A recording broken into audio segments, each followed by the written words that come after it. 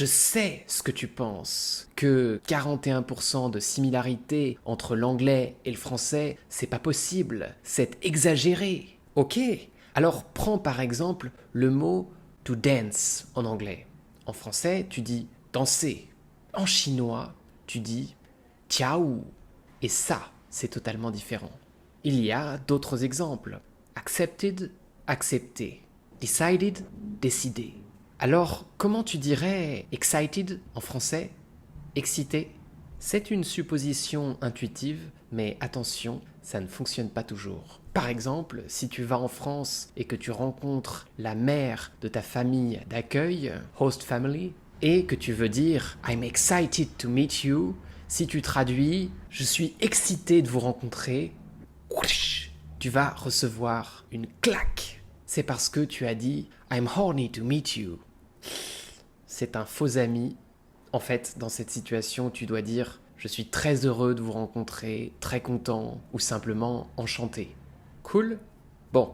Alors maintenant, on va voir et comprendre pourquoi il existe, dans une grande mesure, tant de similarités entre le français et l'anglais. Et en fait, c'est à cause de lui, Guillaume le Conquérant. Ce grand gars, c'est le duc de Normandie, région du nord de la France. Eh bien, Guillaume va faire la conquête de l'Angleterre en 1066. Il y a 1000 ans. Et il va exporter avec lui des milliers de mots de français. En fait, cette histoire incroyable est racontée par cette tapisserie de Bayeux, vieille de plus de 900 ans, qui fait 70 mètres de long et que tu peux aller visiter la prochaine fois que tu vas en France. C'est pas très loin de Paris. Alors, tu peux imaginer pendant la nuit les 1000 bateaux qui traversent la mer avec 10 000 hommes et aussi ils embarquent les armes, les armures, plus des chevaux sur les bateaux pour la cavalerie. Approximativement 600 chevaux. L'invasion commence à Sussex, qui est le domaine privé du roi d'Angleterre, Harold, pour commencer la provocation.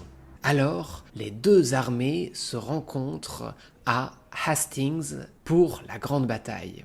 On peut voir encore, comme sur cette image, des constructions de fortifications de cette période de Guillaume le Conquérant. Cette grande bataille dure 12 heures. Apparemment, une attaque des archers de Guillaume aurait envoyé une flèche dans l'œil d'Harold. Donc, le roi anglais est tué dans la bataille et la cavalerie poursuit les Anglais qui essayent de s'échapper. Bref, Guillaume devient roi d'Angleterre.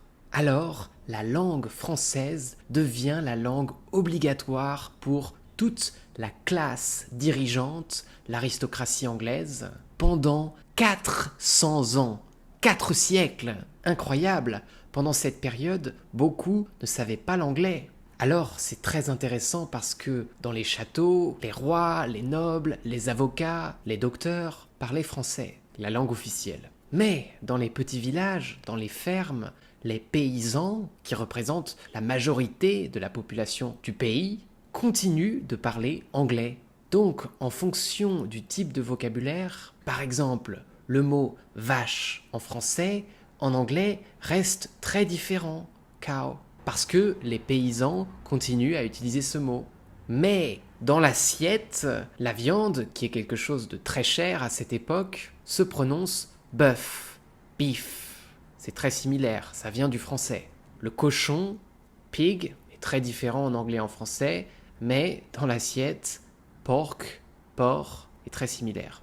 Donc tu vois, c'est pour ça que les similarités sont partielles, d'environ 41%.